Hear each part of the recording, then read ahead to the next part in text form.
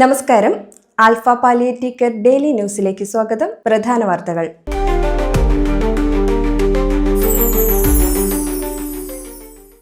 Alpha palliative care Mala centre 10ാം വാർഷികാഘോഷം അതിവിപുലമായി ആഘോഷിച്ചു.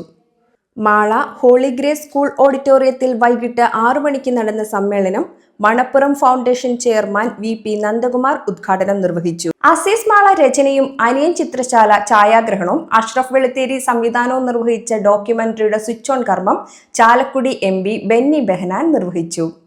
പുലരികൾ ഓരോന്നും പൊട്ടിവിടർന്ന് പ്രകൃതിയിലും മനസ്സിലും പ്രകാശം പരത്തുമ്പോൾ ആ വികാരം തന്നെയാണോ എല്ലാവരിലും ഉണ്ടാകുന്നത്?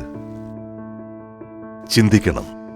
പുറത്തിറങ്ങാനാകാതെ സഹായിക്കാനും പരിഗണിക്കാനും പരിചരിക്കാനും ആരുമില്ലാതെ നിസ്സഹായകരായി പാതിചാരിയ ജാലകപ്പഴുതിലൂടെ പ്രകൃതിയിലേക്ക് കണ്ണും നട്ടിരിക്കുന്ന ചിലരുണ്ട് നമുക്ക് ചുറ്റും.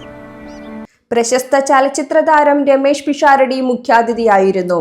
സംഘാടക സമിതി ചെയർമാൻ AA അഷ്റഫ് സ്വാഗതം പറഞ്ഞ ചടങ്ങിൽ Alpha Mala president doctor Raju Varghese Chellakkudam അധ്യക്ഷത വഹിച്ചു.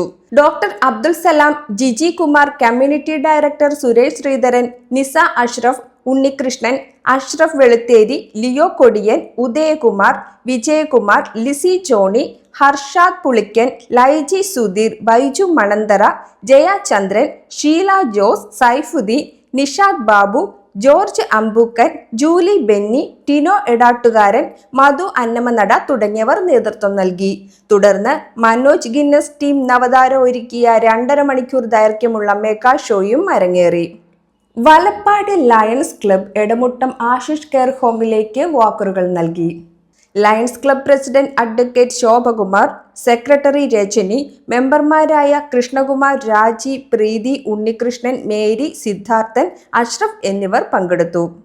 ഇതോടെ ഇന്നത്തെ വാർത്തകൾ അവസാനിക്കുന്നു. ജയ് ഹിന്ദ്.